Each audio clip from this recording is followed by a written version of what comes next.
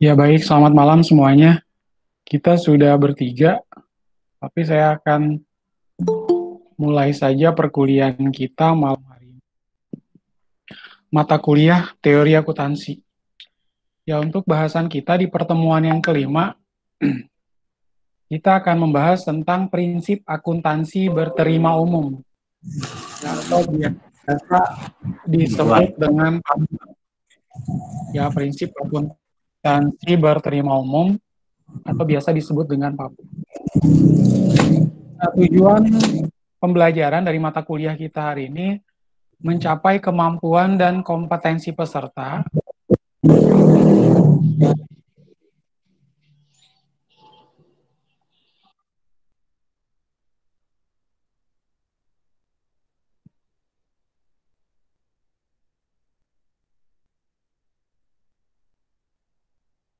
Tujuan pembelajaran kita hari ini mencapai kemampuan dan kompetensi peserta untuk menjelaskan pengertian perekayasaan pelaporan keuangan dan kemudian menjelaskan langkah-langkahnya. Ya, pada saat menyajikan sebuah laporan keuangan, tentu bisa kita buat runtut ya secara sistematis, mulai dari pengumpulan dokumen-dokumen dalam bentuk invoice, kwitansi, e-faktur, lalu ada e-faktur atau faktur pajak, ada dokumen-dokumen pendukung lainnya dalam rangka untuk menyajikan sebuah laporan keuangan. Nah, dari sana tentunya akan dijelaskan langkah-langkahnya tuh apa saja. Ya, kalau kita sudah mengumpulkan dokumen, kemudian dari sana kita input jurnalnya dalam bentuk jurnal umum, lalu dari sana akan diposting ke dalam buku besar, dari postingan ke buku besar, kita akan buat laporan atau kita bikin dulu jurnal penyesuaian, lalu jurnal penyesuaian, lalu dituangkan ke dalam laporan keuangan, yaitu laporan laba rugi, perubahan modal, dan juga neraca. Bisa ditambah dengan laporan arus kas dan catatan atas laporan keuangan. Kemudian, tujuan pembelajaran yang kedua yaitu menggambarkan secara diagramatik proses perekayasaan. Ya, dari sana kita akan buat nih, bisa digambarkan secara diagram. Kok bisa Pak secara diagram? Ya karena di sana mulai dari pengumpulan dokumen tadi, itu kan bisa dituangkan dalam bentuk diagram. Ya, mulai dari pembuatan jurnal, lalu dituangkan kembali ke dalam postingan buku besar, sampai menjadi sebuah laporan keuangan, kita akan melihat ya, proses perekayasaan. Kok kenapa sih Pak disebut sebagai proses perekayasaan? Karena kalau kita sebut proses rekayasa, lebih dalam tanda kutip ya, seolah-olah kayak melakukan manipulasi, padahal bukan seperti itu. Ya, jadi perekayasaan ini kita ingin melihat kerangkanya loh, kerangka konseptual mulai dari pertama kali mengumpulkan dokumen sampai dengan terjadinya sebuah laporan keuangan. Lalu yang ketiga, menjelaskan secara ringkas proses seksama dalam menetapkan pernyataan resmi. Ya, jadi nanti akan dibuat secara ringkas.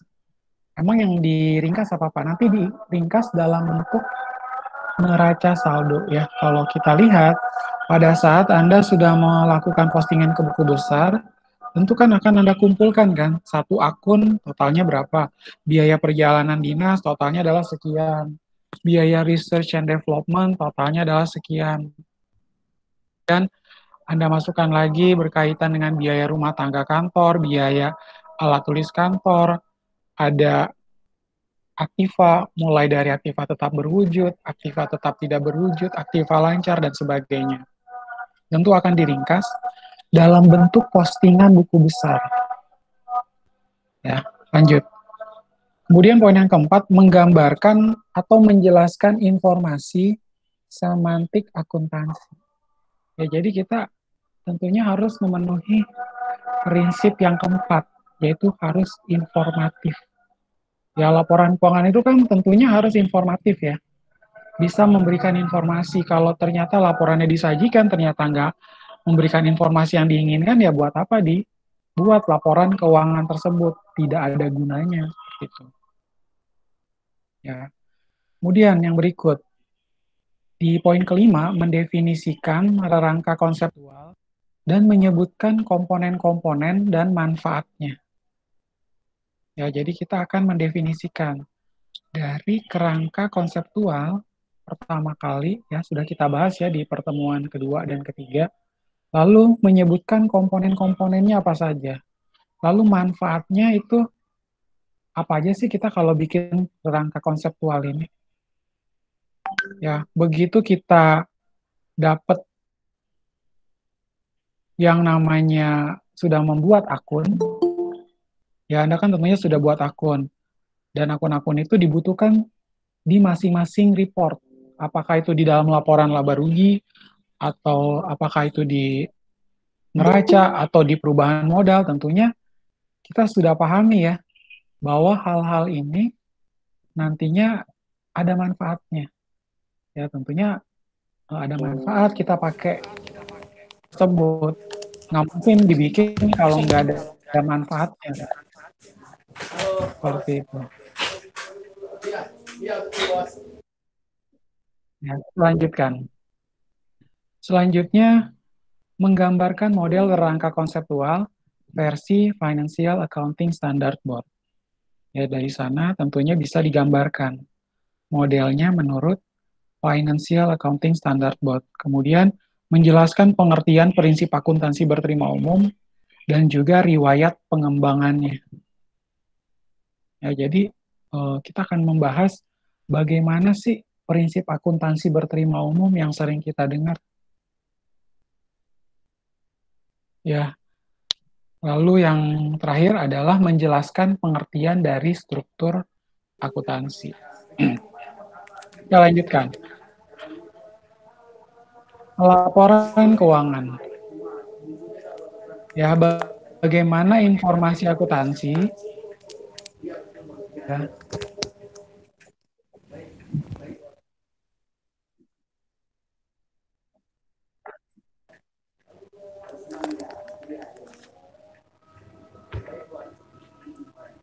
kita lanjutkan.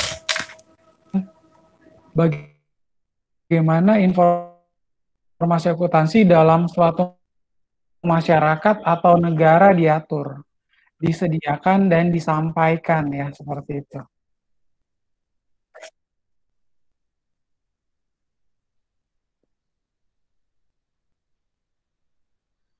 Yaitu sosial dan ekonomi.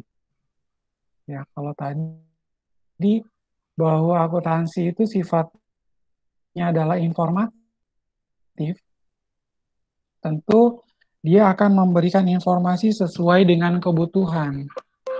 Kebutuhan dari siapa, Pak? Tentunya kebutuhan dari masyarakat, kebutuhan dari investor, kreditor, manajer, bahkan direksi dari perusahaan. Dan itu pun perlu diatur ya, diaturnya dengan standar yang ada. Ya tentunya kita akan menggunakan Financial Accounting Standard Board tadi.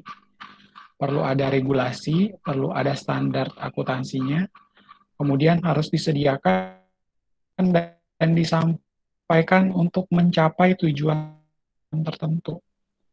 Apakah tujuannya adalah sosial maupun juga ekonomi? Tentunya seperti itu.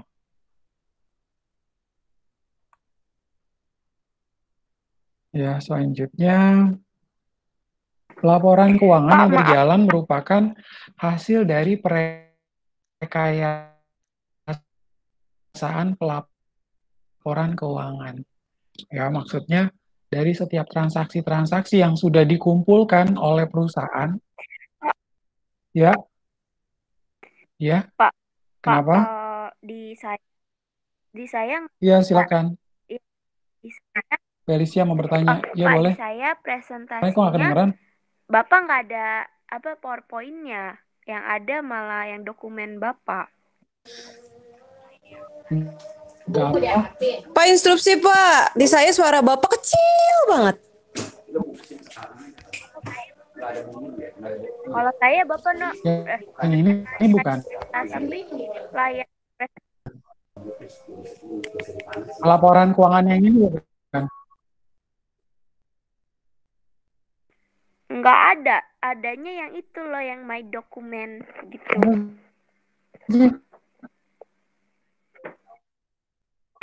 Iya, ini saya screenshot ya kasih Bapak ya. Ada layar ada layar saya nggak?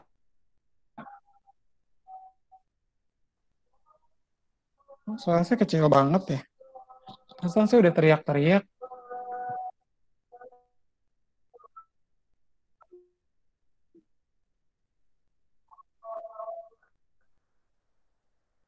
Oh, yang ini ya. Sebentar, sebentar.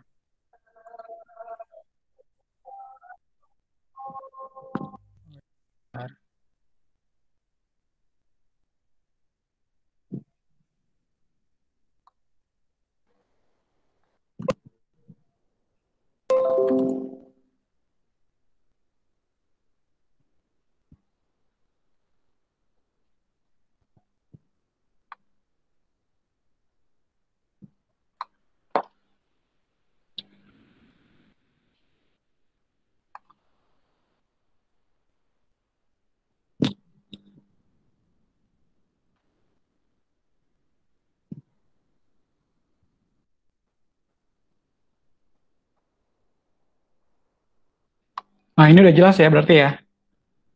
Oke ya berarti ya. Oke, saya lanjutkan. Nah, ini saya sudah share PowerPoint-nya ya, pelaporan keuangan. Kita masuk di halaman ketiga. Pelaporan keuangan yang berjalan merupakan Oke Pak, udah ada. hasil dari perekayasaan pelaporan keuangan. Ya, jadi maksudnya bahwa setiap pengumpulan mulai dari pengumpulan dokumen di awal, oke siap. Terima kasih udah diinfokan ya. Karena saya juga nggak jelas kalau teman-teman itu sudah dapat atau belum PowerPoint-nya. Nah, berkaitan dengan pelaporan keuangan itu, awalnya kita harus mengumpulkan dokumen dulu. Lalu dari dokumen nanti kita akan tuangkan ke dalam bentuk jurnal umum, postingan buku besar, ada neraca saldo, jurnal penyesuaian, dan seterusnya. Nah, pelaporan keuangan itu dari awal, nah ini dianggap merupakan hasil dari perekayasaan pelaporan keuangan. Nah, pelaporan keuangan meliputi struktur dan proses. Ya, dari struktur awal, kemudian ada prosesnya, ya ada pencatatan, pengelompokan, pengiktisaran. Ya, pencatatan, pengelompokan, dan pengiktisaran ini merupakan suatu proses ya dalam rangka menyajikan sebuah laporan keuangan.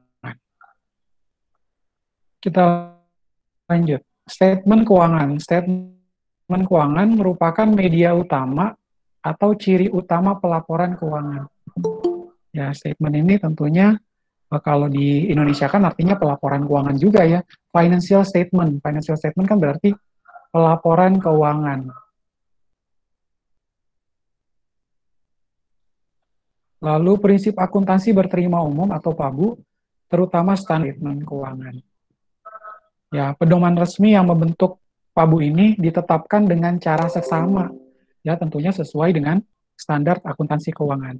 Ya, ditetapkan dengan cara seksama pada saat kita menggunakan atau kita menyajikan sebuah laporan memang sesuai dengan kebijakan perusahaan yang bersangkutan.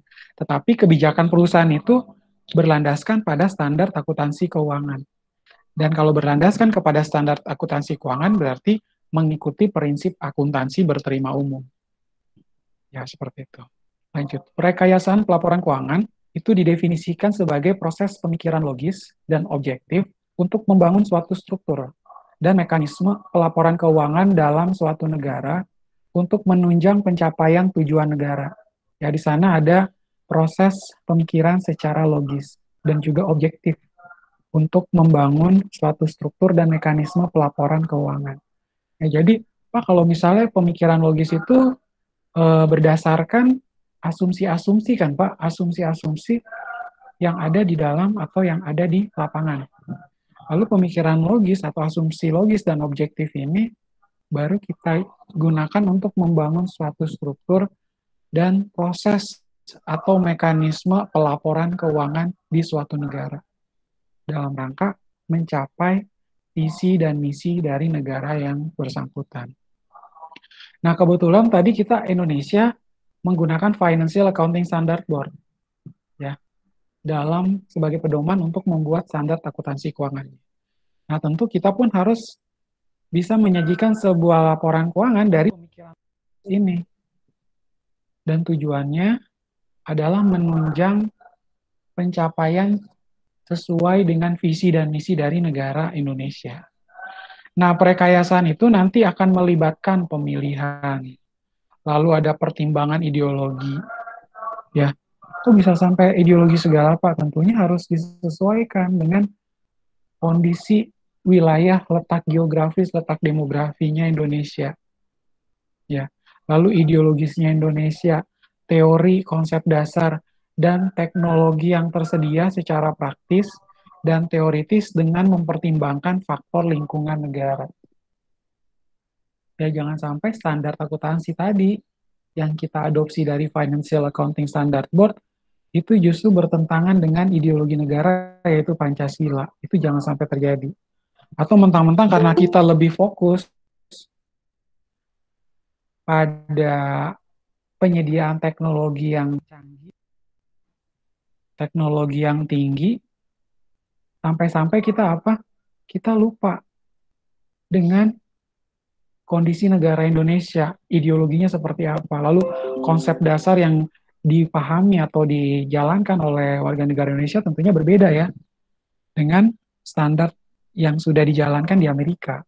Kan bentuk negaranya juga berbeda. Amerika Serikat, Indonesia adalah republik. Apakah cocok kalau kita mengadopsi standar akuntansi dari negara tersebut? Atau begitu kita mengadopsi dari Eropa, apakah tepat? Ya, bisa menggunakan buku-buku terbitan Eropa untuk membuat standar akuntansinya juga versi Indonesia. Ya, jadinya harus mempertimbangkan lingkungan dari negara Indonesia. Nah, kita lihat proses perekayasaan dalam pelaporan keuangan tentunya apa? Harus sesuai dengan tujuan ekonomik dan sosial negara.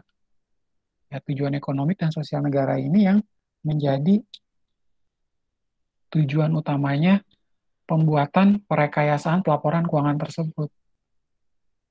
Ya, lalu tentu di sana yang dijadikan dasar untuk mencapai tujuan ekonomi sosial negara adalah tujuan pelaporan keuangan. Lalu dari tujuan pelaporan keuangan itu ada proses pertimbangan. Ya, ya ibaratnya kalau kita lihat ya, berdasarkan gambar ini, informasi akuntansi itu merupakan fondasinya yang paling awal. Ya kan? Fondasi yang pertama ini, informasi akuntansi, dia pertama kali harus ada dulu dalam bentuk dokumen-dokumen tadi. Ya, apakah dokumennya tadi invoice, bond, kwitansi, e-faktur, bill of lading, kemudian ada bank garansi, surat referensi, ya dan lain sebagainya tentu akan dijadikan sebagai informasi akuntansi. Lalu informasi akuntansi ini perlu ada media pelaporan. Media pelaporannya dalam bentuk apa, Pak? Dalam bentuk financial statement, yaitu laporan keuangan tadi. Ya, sudah memiliki laporan keuangannya sebagai media pelaporan, baru kita akan menyusun rangka konseptualnya. Ya, rangka konseptualnya inilah yang akan kita gunakan. Lalu dari sana kita akan membuat proses pertimbangan ya.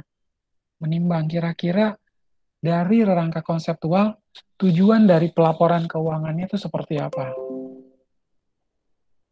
Ya, tujuannya itu bagaimana. Maka dari itu setelah proses pertimbangan kita lakukan, kita tetapkan tujuan pelaporan keuangan dan dari tujuan pelaporan keuangan tentu harus sesuai visi dan misi dari suatu negara yang bersangkutan. Kita tidak boleh bertentangan. Ya. Karena kalau kita lihat di slide berikut, perekayasaan ini harus melibatkan pemilihan dan pertimbangan ideologi, teori, konsep dasar, dan teknologi yang tersedia secara praktis dan teoritis, dengan mempertimbangkan faktor lingkungan negara. Kita lanjutkan. Ya, hasil perekayasaan. Ya, hasil dari perekayasaan pelaporan keuangan itu nanti akan didokumentasikan dalam bentuk rangka konseptual atau konseptual framework. Ya, konseptual framework ini kan kita buat berdasarkan apa asumsi-asumsi, gagasan-gagasan. Ya, sebelum dijadikan tujuan pelaporan keuangan kan, yang nanti dapat dianalogikan fungsinya dengan konstitusi. Ya, fungsinya itu kenapa harus dianalogikan Pak, disimpulkan dengan konstitusi yang ada di suatu negara. Ya, artinya bahwa kerangka konseptual dalam perekayasaan pelaporan keuangan itu harus sejalan dengan konstitusi suatu negara. Tidak boleh bertentangan dengan ideologi dan tidak boleh bertentangan dengan konstitusi suatu negara. Ya, sejauh yang kita lakukan dalam rangka mengadopsi Financial Accounting Standard Board tadi, tentunya jangan sampai bertentangan juga dengan hal-hal yang sudah dipegang ya oleh masyarakat Indonesia. Contohnya seperti itu. Kita lanjutkan. Langkah-langkah perekayasaan. Yang pertama, ada penentuan konsep dasar atau postulat. Ya, di sini harus ditetapkan, ditentukan konsep dasarnya itu bagaimana.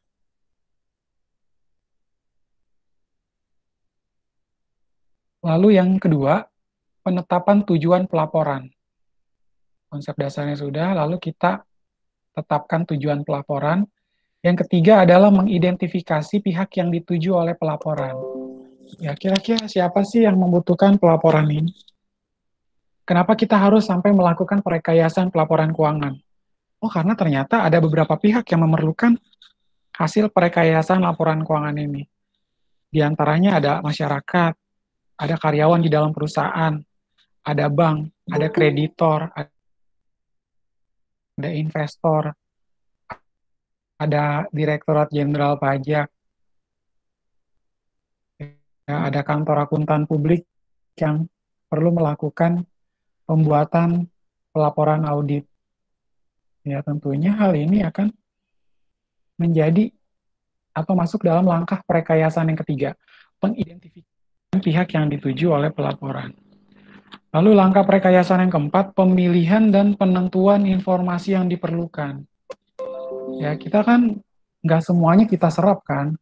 Pada saat membutuhkan informasi, tentunya kita memilah-milah. Oh, kalau berkaitan dengan invoice, saya bisa terima.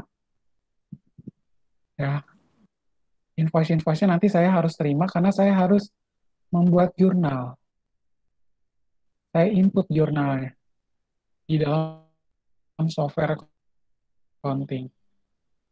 Ya, lalu kita akan memilih atau ketika Anda dapat dokumen berupa surat setoran SSPCP, surat setoran pajak, cukai, dan pabean. Nanti itu akan dijadikan sebagai salah satu media kan untuk melakukan penginputan, memilih, dan menentukan informasi yang diperlukan.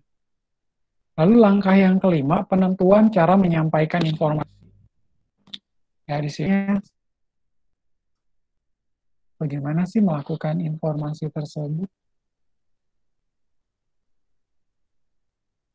Identifikasian kendala-kendala pelaporan. Tentunya kita harus mengidentifikasi restraint-nya itu apa saja.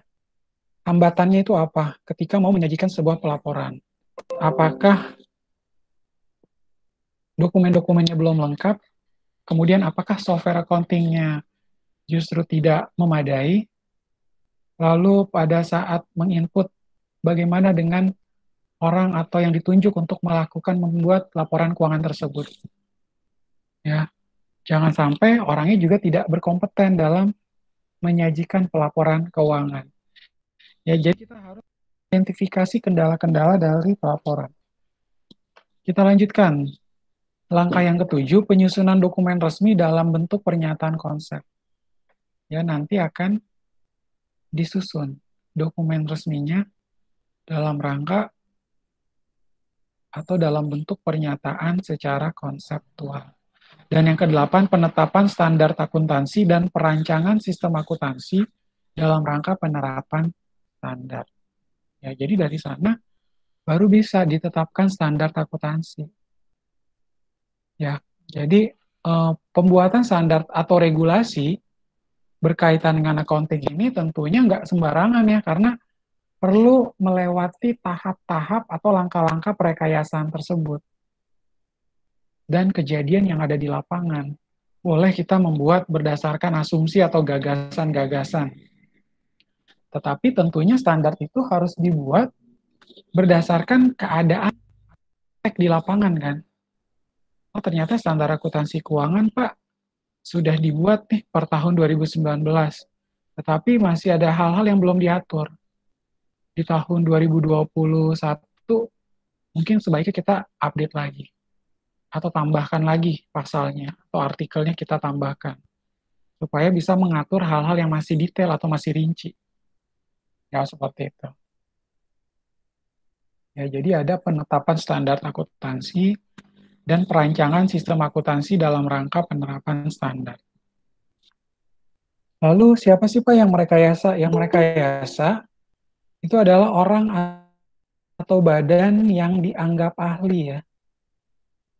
Tentunya dia harus expert. Oh, suara saya kecil banget ya. Sebentar. Kalau saya sini udah 100.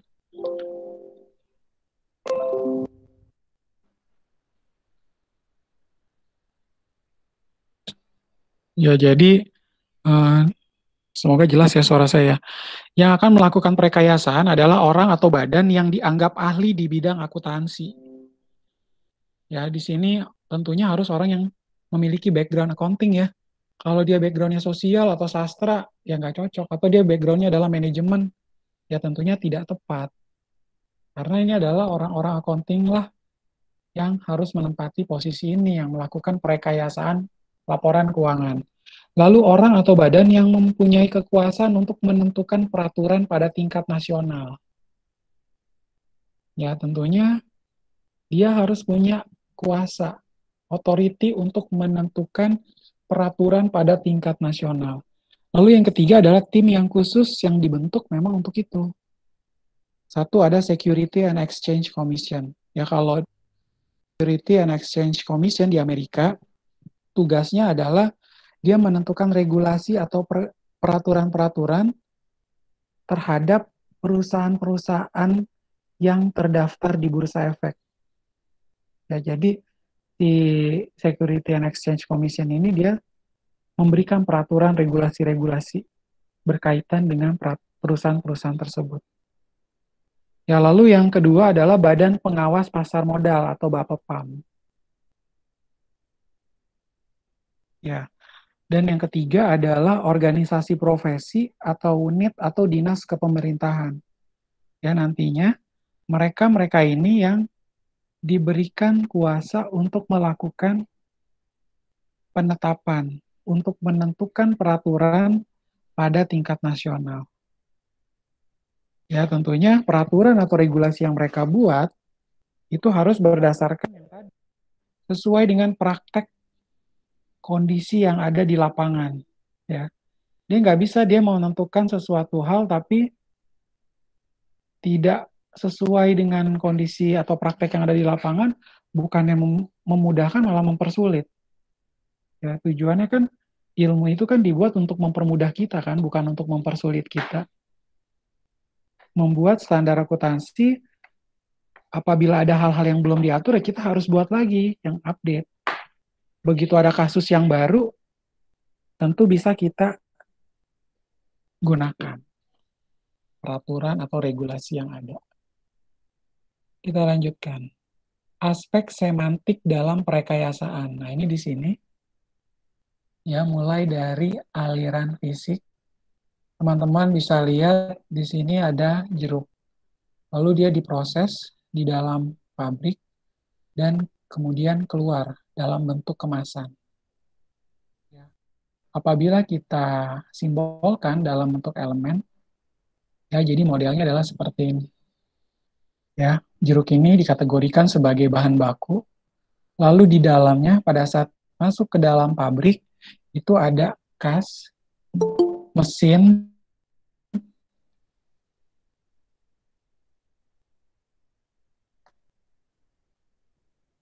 ya, kas, kemudian mesin, utang, dan tenaga kerja. Ya, tentunya kita akan melibatkan hal ini ya. Mau beli bahan baku pakai kas, atau kalau misalnya belinya pakai secara pembelian secara kredit, jadi namanya utang. Tentu kita perlu mesin untuk mengolah jeruk tersebut sehingga masuk ke dalam kemasan dan membutuhkan tenaga kerja atau sumber daya manusia. Ya, tentunya ketika melibatkan empat aspek tersebut, baru bisa menghasilkan suatu item atau produk tertentu dalam bentuk kemasan. Florida Orange Juice. Ya, kita lihat lagi ke bawah, ada pengukuran elemen untuk data dasar. Ya, di sini bahan bakunya dianggap cost. Lalu pada saat masuk ke dalam proses pabrikan, dia pun dianggap sebagai cost. Dan pada saat menghasilkan sebuah item atau menjadikan sebuah produk, dia pun sebutannya adalah cost. Ya, jadi seperti ini. Nah, bisa dilihat ketika pertama kali membeli, nah ini 1,5 juta rupiah misalnya. Lalu begitu masuk ke dalam pabrik, itu ada pemrosesan. Ya, di sini mungkin adanya pembayaran atas pembelian jeruk tadi, lalu pembelian mesin juga, hire tenaga atau bayar gaji buruh, baru bisa menghasilkan sebuah produk dengan harga yang jauh lebih besar, yaitu 7,5 juta rupiah. Ya, ini adalah aspek semantik dalam perekayasaan. Ya, mulai dari aliran fisik, lalu ada penyimbolan elemen, pengukuran elemen untuk data dasar, dan sistem informasi. Ya, kita lanjut. Nah, lalu ada proses saksama. Nah, proses saksama ini pertama ada evaluasi masalah. Ya, kita evaluasi dulu. Sebenarnya lebih tepatnya adalah identifikasi masalah ya. Identifikasi masalahnya apa dulu nih yang bakalan terjadi atau masalah yang harus dimunculkan. Baru dari sana kita akan membuat riset dan analisa. Ya, melakukan penelitian dan melakukan analisa. Lalu yang ketiga, adanya diskusi dan penyusunan memorandum diskusi atau MD. Kemudian proses saksama yang keempat dengan pendapat terhadap memorandum diskusi. Ya, jadi kita harus kasih opini juga nih berkaitan dengan penyusunan memorandum diskusi. Lalu yang kelima adalah diskusi dan pertimbangan terhadap dengar pendapat. Ya, jadi kan pada saat duduk dengar pendapat, tentu ada pendapat-pendapat atau kritikan-kritikan yang harus dijadikan dasar untuk membuat atau sesuai dengan mekanisme proses saksama. Jadi kita perlu diskusikan dan pertimbangan terhadap dengar pendapat. Kemudian di langkah yang keenam itu penerbitan draft pernyataan atau exposure draft. Yang ketujuh adalah analisa dan pertimbangan atas tanggapan exposure draft atau draft pernyataan.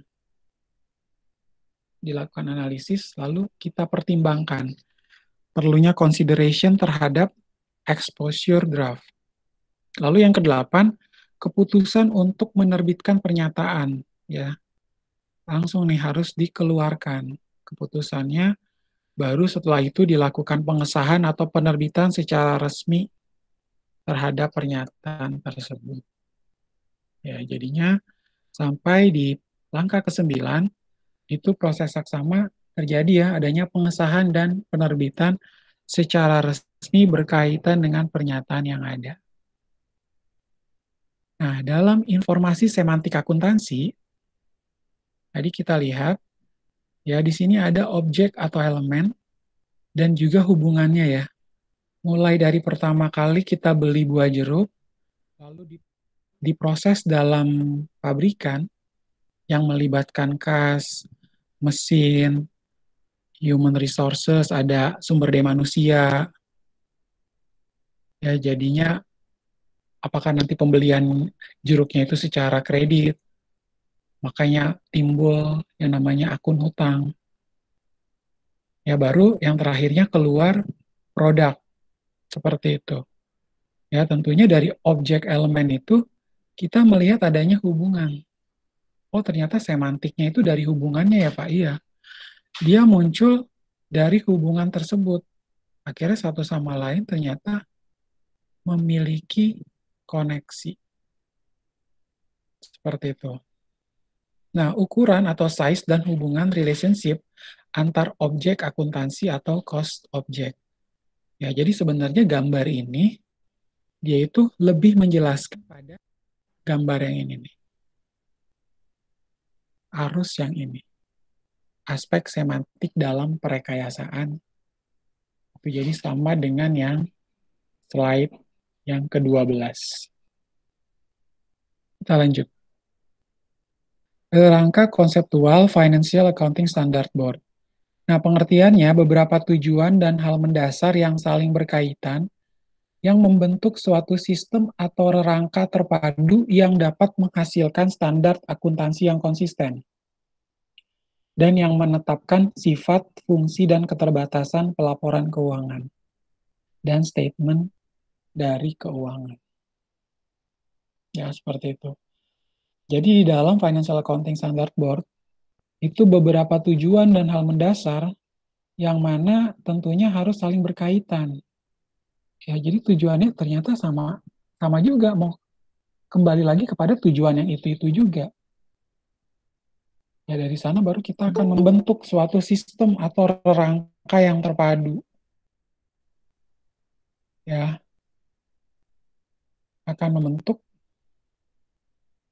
menjadi sebuah sistem dan akan menghasilkan standar akuntansi yang konsisten. Ya, nantinya akan menghasilkan suatu standar akuntansi yang konsisten dan menetapkan sifat, fungsi, dan keterbatasan dari pelaporan keuangan dan statement keuangan. Emang bisa, Pak, dari rangka konseptual, kita bisa melihat hambatan-hambatan dari pelaporan keuangan. Bisa ya. Karena dalam rangka konseptual itu, kita bisa mengidentifikasi, ini nih yang bikin sampai sulit untuk disajikannya sebuah laporan keuangan. Oh, ternyata dari sifat fungsi yang ada, itu dirasa masih banyak yang belum mengakomodir setiap pertanyaan-pertanyaan yang dibutuhkan oleh pemakai laporan keuangan. Sehingga kita bisa katakan bahwa laporan keuangan ini bukannya informatif, malah terbatas. Ya, jadi kalau informasi, padahal kan di dalam prinsip akuntansi berterima umum kan harus memenuhi prinsip informatif. Ternyata pelaporan keuangannya sendiri terbatas, ada hambatan. Nah, maka dari itu kita harus lakukan apa? Lakukan revisi atau pengupdatean terhadap standar akuntansi keuangan yang ada. Karena setelah dilihat dalam rangka konseptual, masih banyak hal-hal yang belum menjawab keinginan dari pemakai informasi keuangan. Ya, padahal kalau menurut versi orang-orang akunting, statement keuangan atau financial statement, pelaporan keuangan adalah benteng terakhir yang nantinya dijadikan dasar untuk pengambilan keputusan. Saking sebegitu pentingnya, tentu dia harus menjawab apapun yang kita inginkan dong. Memenuhi semua prinsip akuntansi berterima umum tadi. Ya, jangan sampai dia ada yang lemah nantinya, kok dia bukannya makin bagus, kita malah nggak sesuai dengan keinginan kita. Nah, misalnya kalau dalam pelaporan keuangan, ya Pak, saya kalau di dalam institusi kelembagaan saya masih yang single entry, Pak. Penerimaan lalu dikurangi dengan pengeluaran-pengeluaran.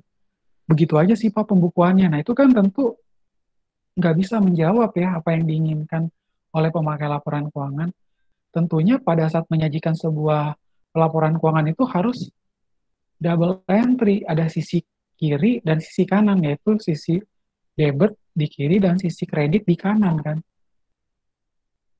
Baru bisa menjawab keinginan oleh pemakai informasi. Bahkan sebuah laporan keuangan aja belum tentu bisa menjawab semua. Apakah dari laporan yang disajikan itu benar-benar akuntabel? Lalu yang kedua, apakah yang membuat laporan keuangan dia benar-benar independen, objektif dalam membuat laporan tersebut, ya kan? Kalau kita bicara dari sudut pandang auditor, tentunya masih dipertanyakan independensinya berkaitan dengan penyajian laporan keuangan yang ada. Nah, sasaran dari rangka konseptual yang pertama, melayani kepentingan publik dengan menyediakan struktur dan haluan pelaporan akuntansi dan keuangan untuk memfasilitasi penyediaan informasi keuangan dan yang berkaitan secara objektif yang bermanfaat dalam membantu bekerjanya pasar modal dan secara efisien dalam rangka alokasi sumber ekonomi yang mana sumber ekonomi ini dinyatakan langka dalam perekonomian masyarakat. Ya tentunya kembali lagi kepada apa? Pelayanan kepentingan publik. Ya di sini harus adanya pelayanan kepentingan publik dengan menyediakan struktur dan haluan pelaporan akuntansi dan keuangan. Yang mana nanti bisa memfasilitasi penyediaan informasi keuangan dan yang berkaitan secara objektif, yang bermanfaat dalam membantu bekerjanya pasar modal dan lain-lainnya secara efisien. Ya, kenapa sih Pak harus membantu bekerjanya pasar modal? Ya, tadi kita lihat ya di sini yang melakukan penyusunan atau standar satu ada SEC, Security Exchange Committee. Yang kedua ada BKPM ya, ingat ya. Sorry, Bapepam. Badan Pengawas Pasar Modal. Satu SEC, dua ada Badan Pengawas Pasar Modal atau Bapepam. Lalu yang ketiga ada organisasi profesi atau unit atau dinas kepemerintahan. Ya. Jadi mereka-mereka ini yang menentukan berkaitan dengan standar regulasi yang ada, maka dari itu tentunya harus bermanfaat dalam membantu bekerjanya pasar modal. Ya, apalagi tadi saya sampaikan bahwa Security Exchange Commission ini, kalau di Amerika dia yang lebih memiliki kuasa penuh untuk menentukan standar atau regulasi. Ya, dia yang memiliki kuasa penuh berkaitan dengan penetapan standar regulasi perusahaan-perusahaan yang terdaftar di lantai bursa atau bursa efek. Nah, kita lihat manfaat atau fungsi dari rangka konseptual. Ya, manfaat atau fungsi yang pertama, pedoman bagi penyusun standar. Ya, jadi pada saat menyusun standar, akuntansi keuangan ini akan digunakan sebagai pedoman. Ya, dengan adanya rangka konseptual akan dijadikan pedoman. Lalu yang kedua, acuan pemecahan masalah praktek akuntansi. Ya, ketika menemukan masalah di dunia kerja atau di dalam lapangan kerja atau di lapangan bisnis, usaha bisnis, tentunya kita akan menggunakan rangka konseptual sebagai acuan atau dasar untuk memecahkan masalah-masalah yang terjadi. Lalu yang ketiga, batas pertimbangan penyusunan statement keuangan. Ya, di sini ada pertimbangan berkaitan dengan penyusunan statement keuangan. Yang keempat, pendidikan dalam pemahaman dan pendidikan keyakinan. Ya, di sini tentunya harus paham dan juga meningkatkan keyakinan. Kenapa, Pak? Kalau yang ngerjain bukan orang accounting, tentu jadi kurang yakin kita kan. Atau misalnya Anda bikin laporan minta sebuah kantor akuntan publik mengerjakan sebuah laporan keuangan supaya menghasilkan sebuah laporan akuntan publik, ternyata dia tidak terlalu menguasai atau dia tidak mengikuti pendidikan lanjutannya. dan belum lulus ujian sertifikasi akuntan publik. Nah, tentu kita sebagai pemakai jasa akuntan publik itu merasa, kok gue nggak yakin ya dia yang ngerjain jadinya. Ya, karena pendidikan ini dianggap penting, dianggap krusial. Jadi dia harus bisa memahami, karena nantinya akan meningkatkan keyakinan si pemakai kan, pemakai informasi tersebut. Lalu yang kelima, manfaat atau fungsinya peningkatan keterbandingan antar.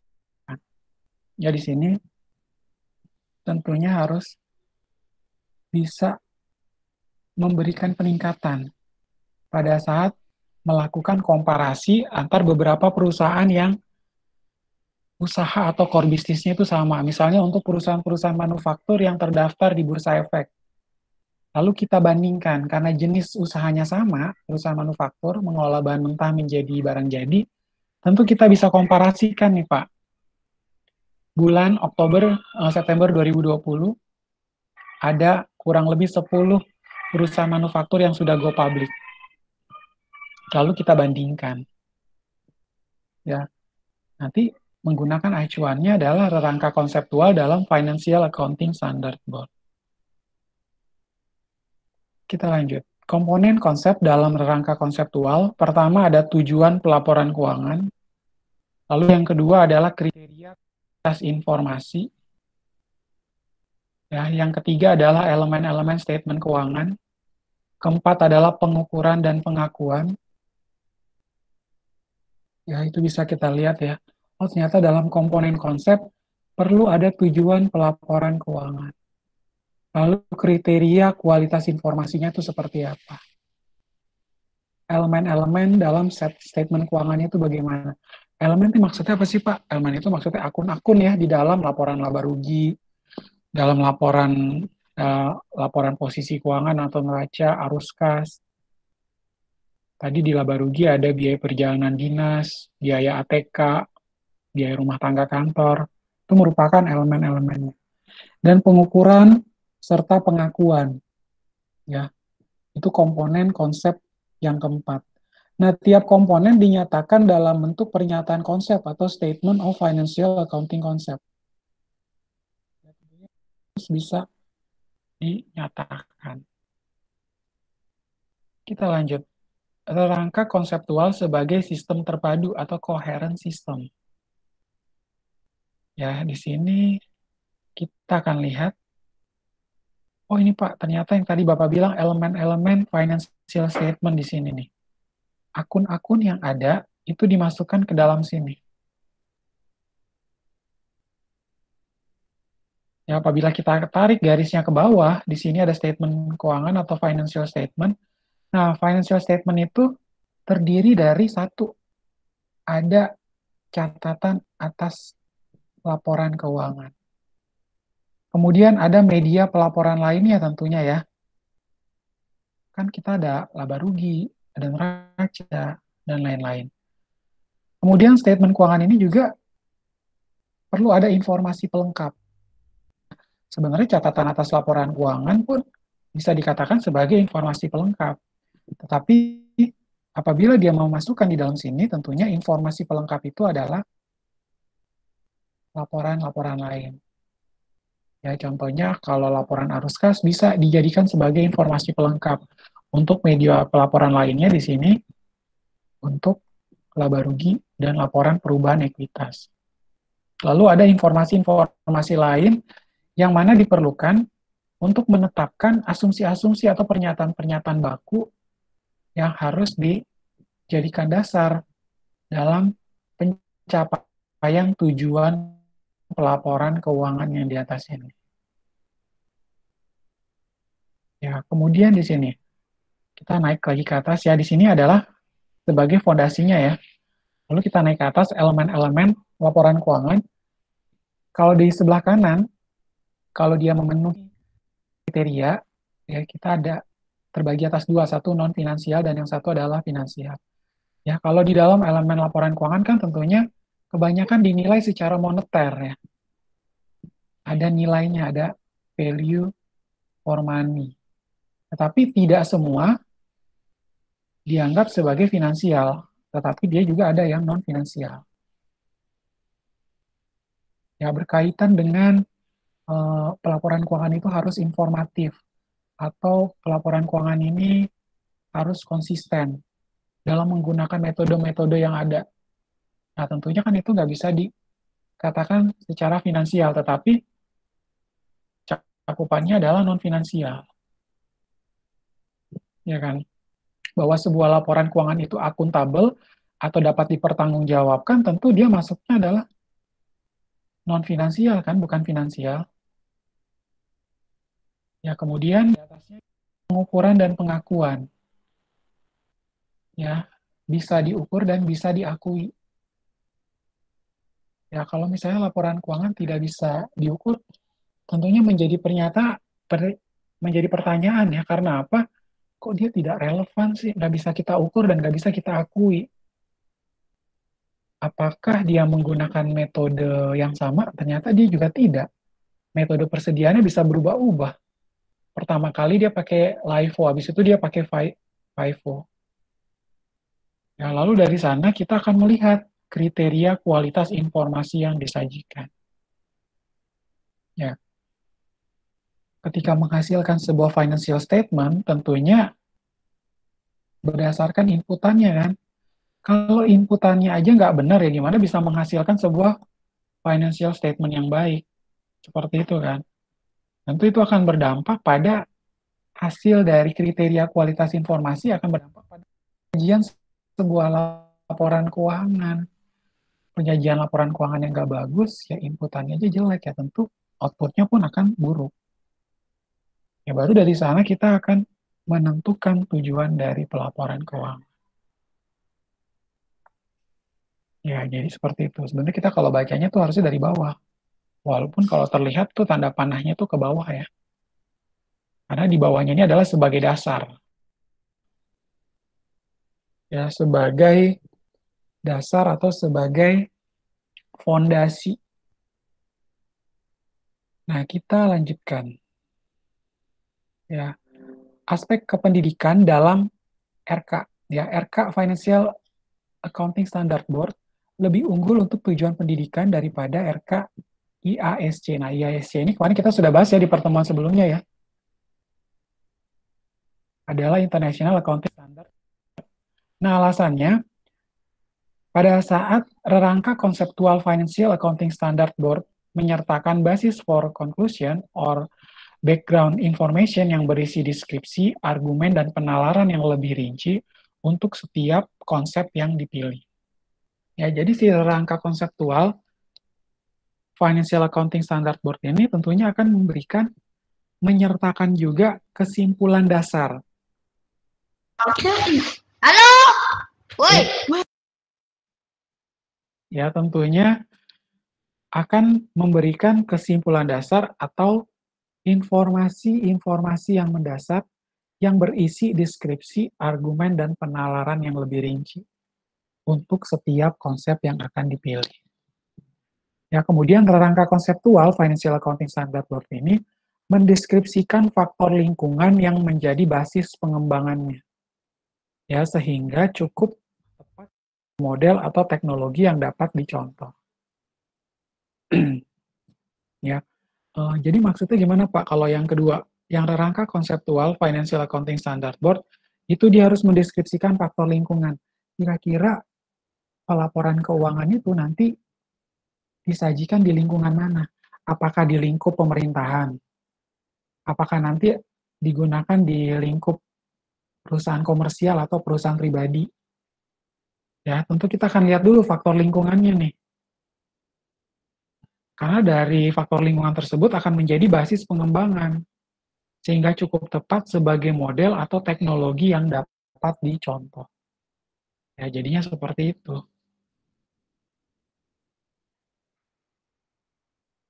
Ya, kita lanjut. Prinsip akuntansi berterima umum. Nah, ini baru kita bahas nih. Rangka konseptual harus dijabarkan dalam bentuk standar akuntansi atau accounting standard sebagai pedoman operasional pelaporan di tingkat perusahaan.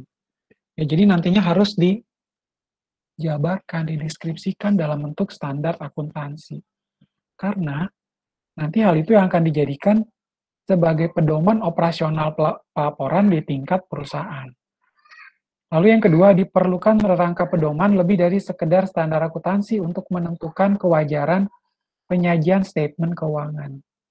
Ya, jadi ini sebenarnya lebih dari sekedar standar akuntansi loh. Jadi kita perlu banget yang namanya rangka pedoman. Begitu ada masalah baru yang terjadi di lapangan, nah kita langsung gunakan saja rangka pedoman yang ada dalam rangka untuk menentukan kewajaran penyajian statement keuangan. Kemudian yang ketiga, prinsip akuntansi berterima umum merupakan rangka pedoman atau a framework of guidelines, di mana PABU ini membatasi sumber-sumber prinsip akuntansi yang layak dianut berdasarkan keautoritatifan-nya. Nah, jadi kalau PABU itu kan ibaratnya dia punya kuasa ya. Dia tentunya punya kuasa. Karena dia punya kuasa, akhirnya dia dijadikan sebagai rangka pedoman atau a framework of guidelines. Nah, di sini dia akan membatasi sumber-sumber prinsip akuntansi yang nantinya layak untuk dianut berdasarkan otorisasi yang ia miliki. Nah, jadi seperti itu. Kita lanjut. Kaitan antara standar akuntansi, dan prinsip akuntansi berterima umum. Ya, posisinya prinsip akuntansi berterima umum, terutama standar akuntansi, dia berada di paling bawah sini. Ya, dari prinsip akuntansi berterima umum, kita akan divide menjadi dua. Satu adalah sound practices, yaitu praktek-praktek sehat, dan yang satunya lagi adalah accounting standard atau standar akuntansi. Nah, di dalam praktek sehat itu dipilih oleh penyaji statement keuangan atau dipilih oleh penyaji financial statement. Kalau dalam standar akuntansi itu dipilih oleh badan penyusun standar. Nah, dalam praktek-praktek sehat, itu ada ketentuan atau praktek yang tidak diatur dalam standar akuntansi, termasuk peraturan pemerintah atau badan lain, kebiasaan, dan konvensi. Yaitu adalah praktek-praktek sehat. Kemudian standar akuntansinya, prinsip-prinsip akuntansi, accounting principle, itu semua konsep, ketentuan, prosedur, metode, teknik yang tersedia secara teoritis atau praktis. Ya, jadi seperti itu. Jadi dalam prinsip-prinsip akuntansi yang sudah kita pelajari ya di pengantar akuntansi atau dasar akuntansi 1, di sana itu ada semua konsep, ketentuan, prosedur, metode, teknik yang tersedia secara teoritis atau praktis. Ya. Jadi dari sana tentu akan dijadikan sebuah prinsip akuntansi berterima umum, terutama standar akuntansi. Nah, di sini ada beberapa masalah dalam istilah. Sebagai istilah teknis, PABU tidak ditulis dengan huruf kapital kecuali sebagai singkatan. Ya. Nah, kalau dalam Ikatan Akuntan Indonesia, ya mereka menggunakan istilah prinsip akuntansi yang berlaku umum, PAIBU. Ya, kalau di dalam IAI. Nah, kemudian di GAAP, ya di sini PABU itu sama dengan prinsip akuntansi berterima umum juga. General Agreement Accounting Principle, atau yang biasa disebut dengan prinsip akuntansi berterima umum, sehingga Indonesian GAAP sama dengan PABU Indonesia. Ya, jadi General Agreement Accounting Principle sama dengan PAIBU, sehingga Indonesian GAAP sama dengan adalah PAIBU Indonesia. Nah, nyatanya PAIBU di Indonesia, nyatanya kalau di Indonesia menggunakan PAIBU atau enggak, karena banyak orang yang lebih menyebutnya adalah PABU ya, prinsip akuntansi berterima umum. Jarang yang menyebut prinsip akuntansi yang berlaku umum. Padahal itu yang bakunya ya menurut Ikatan Akuntan Indonesia. Sebenarnya yang benar adalah prinsip akuntansi yang berlaku umum. Nah, beberapa versi prinsip akuntansi berterima umum ini, satu ada Accounting Principle Board atau APB, Kemudian yang kedua ada Stephen Rubin, ya SAS nomor 43. Yang ketiga ada Douglas Sauter, SAS nomor 69. Keempat adalah Standar Profesional Akuntan Publik. Dan yang kelima adalah Suarjono tahun 90 dan 92, di mana teman-teman pun belum lahir. Yaitu adalah beberapa versi prinsip akuntansi berterima umum. Atau yang menurut Ikatan Akuntan Indonesia, prinsip akuntansi yang berterima umum. Nah, rerangka pedoman itu tentang apa? Ya, rerangka pedoman itu tentang pengertian atau definisi, lalu ada pengukuran atau penilaian, ada pengakuan, penyajian, dan pengungkapan. Ya, kenapa sih Pak hal-hal ini menjadi hal yang penting? Ya, tentunya dia akuntansi itu pun harus masuk dalam kriteria ini semua ya. Tentu harus bisa didefinisikan pertama. Lalu yang kedua harus bisa diukur atau dinilai. Contohnya kayak apa Pak? Misalnya kita mau menilai sebuah aktiva, itu harga pasarnya berapa? Apakah sudah dilakukan revaluasi aktiva tetap berkaitan dengan aktiva tersebut? Karena ternyata sudah habis umur ekonomisnya. Perlu nggak kita meminta kantor jasa penilai publik untuk menilai aktiva tetap tersebut? Karena kita penting sekali mengetahui besarnya aktiva yang ada di dalam perusahaan. Bisa nggak kita nilai? Pak, tapi ini tanah, Pak. Kan kita juga nggak bisa mengakui penyusutan. Oke, berarti kalau tanah pasti harganya semakin meningkat. Ya, dan kita bisa tahu harga pasarnya itu berapa. Kemudian pengakuan. Ya, di sini pengakuan pun harus bisa diakui ya. Dan yang keempat adalah penyajian dan pengungkapan. Apanya Pak yang diungkapkan? Untuk pengungkapan adalah pengungkapan atas laporan keuangannya kepada publik. Ya, bila perusahaannya sudah go public, tentu dia harus mengungkapkan atau melakukan disclosure terhadap financial statement-nya kepada masyarakat. Dan itu harus disajikan. Kalau dulu ketika kita dapat koran, contohnya adalah koran Kompas, di sana ada ya, financial statement, laporan keuangan dari perusahaan-perusahaan yang go public. Apakah itu Gramedia, atau Toyota Manufacturing, atau Unilever Indonesia, Matahari Putra Prima, ataupun Garuda Food, tentu mereka akan mengungkapkan dan mereka sajikan laporan keuangan kepada masyarakat banyak supaya masyarakat bisa laporan keuangan mereka.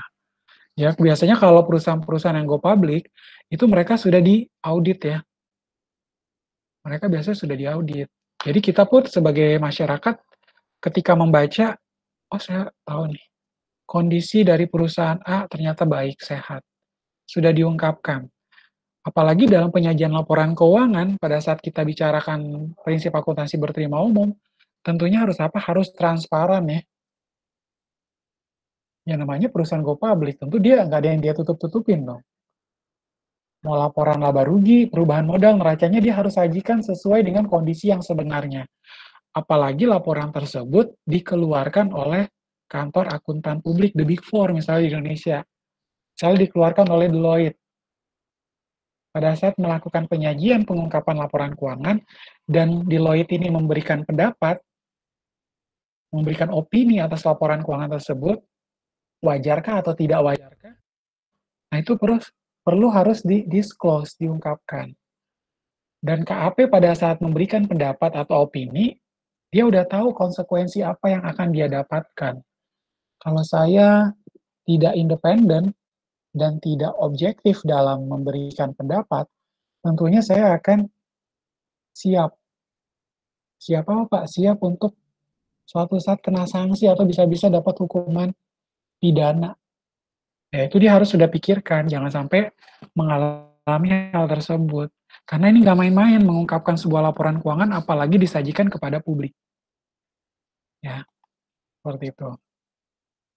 Nah, ini struktur akuntansi ya, bila kita lihat, proses perekayasan pelaporan, dari sana akan ada rangka konseptual, lalu di bawahnya adalah prinsip akuntansi berterima umum, terutama standar akuntansi, lalu dari sana kita nantinya ya. Prinsip akuntansi berterima umum, terutama standar akuntansi itu ada sistem informasi akuntansi.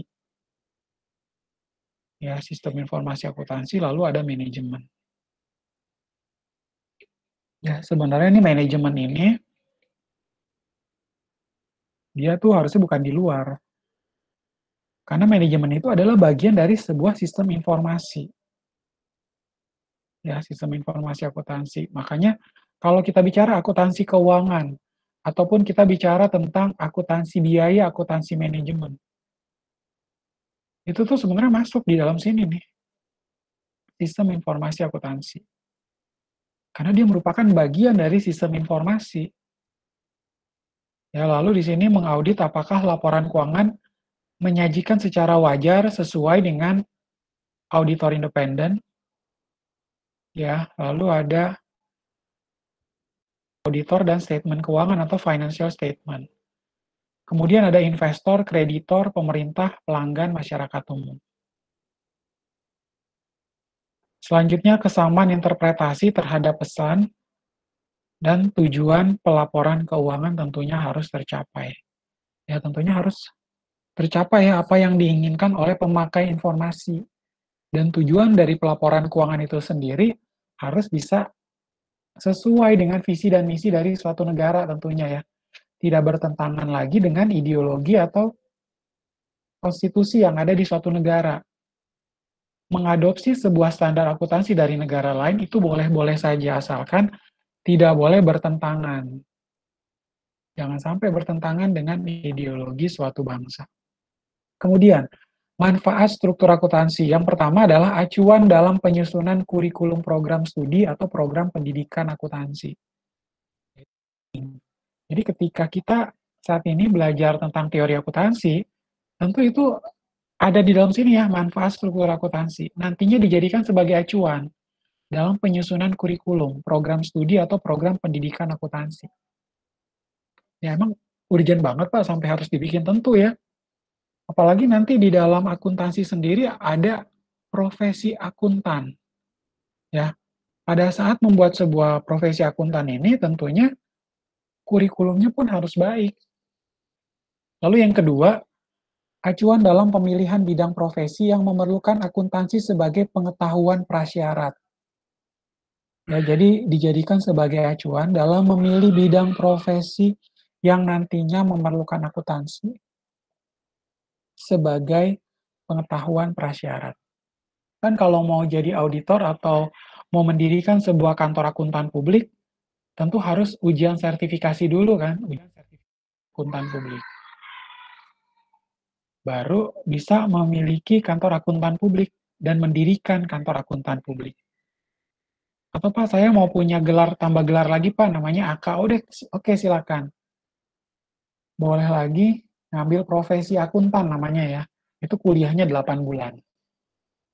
Kuliah 8 bulan, lalu mendapatkan gelar baru, namanya AKT, akuntan. Lalu yang ketiga, menunjukkan kedudukan auditor independen dalam kaitannya dengan tanggung jawab manajemen untuk menyusun financial statement. Ya, jadi dari sana akan menunjukkan kedudukan si auditor independen ini. Bagaimana tanggung jawab manajemen untuk menyusun statement keuangan tersebut.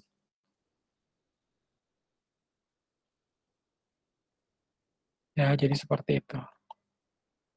Ya, kurang lebih perkuliahan kita mengenai PABU, prinsip akuntansi berterima umum, atau menurut Ikatan Akuntan Indonesia, prinsip akuntansi yang berterima umum. Ya, prinsip akuntansi yang berlaku umum. Ya, silakan apabila teman-teman ada yang mau ditanyakan berkaitan dengan tema kita hari ini, prinsip akuntansi berterima umum ya. Nah, tentunya harapannya teman-teman bisa paham ya dari penjelasan dari awal mengenai perekayasaan pelaporan keuangan ya. Karena kelihatannya sih kalau perekayasaan pelaporan keuangan itu konotasinya agak sedikit negatif ya. Seolah-olah kita kayak memanipulasi laporan keuangan, karena disebutnya rekayasa. Sebenarnya kita hanya ingin membuat kerangka konseptualnya. Itu maksudnya seperti itu. Ya, karena ada proses kebiasaan. Jadi kita ingin membuat kerangka konseptual berdasarkan dokumen-dokumen yang sudah kita terima, lalu dituangkan dalam bentuk jurnal, diposting ke dalam buku besar, dibuatkan neraca saldo, ada jurnal penyesuaian, baru dituangkan ke laba rugi, perubahan ekuitas, dan posisi keuangan atau neraca. Ya, tentunya adalah seperti itu. Kemudian pelaporan keuangan ini juga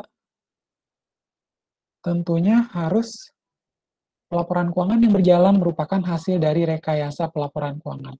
Maksudnya dari dokumen-dokumen yang tadi sudah dikumpulkan, lalu kita lakukan pencatatan, penggolongan, pengelompokan, dan pengiktisaran. Ya, dalam nantinya akan dituangkan atau disajikan dalam bentuk laporan keuangan.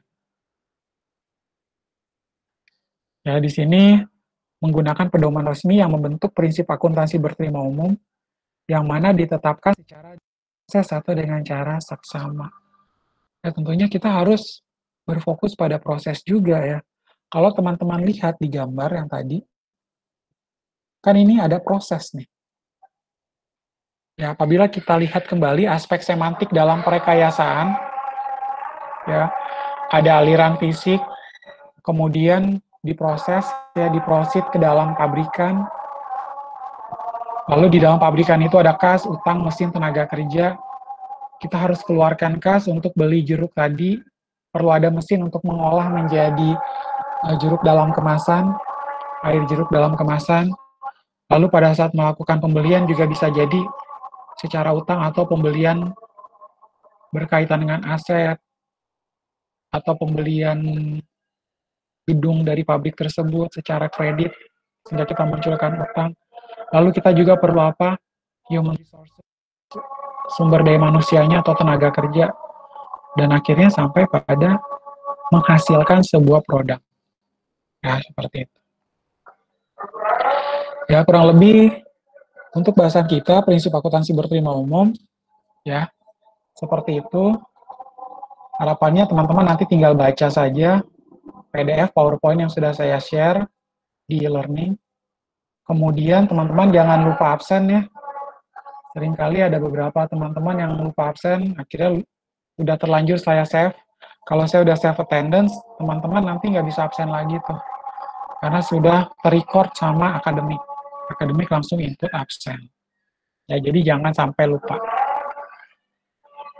Oke, berarti untuk perkuliahan kita, oke, ada pertanyaan dari Catherine.